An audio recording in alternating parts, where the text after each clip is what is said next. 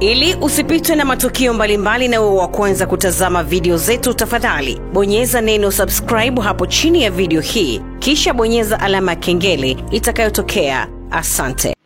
Well, hello, ni siku nyingine tena tunakutana katika YouTube channel yetu pendwa Bongo Media, na kama hujasubscribe katika YouTube channel yetu, basi huu ni wakati sahihi wa wewe kuweza kusubscribe na kujoin familia kubwa ya Bongo Media.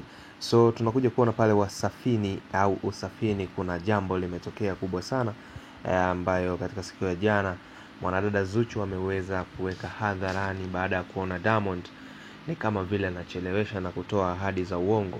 So ametangaza kabisa, akasema jimbo liko wazi na yoyote ambaye atatokea katika sehemu au tuseme anataka kuwa katika mahusiano na kumooa, basi anaweza akachukua namba kupitia kwa meneja wake na kuweza kuwasiliana naye wakati wowote, wakajua ni jinsi gani wanaweza kuanzisha mahusiano na ndoa.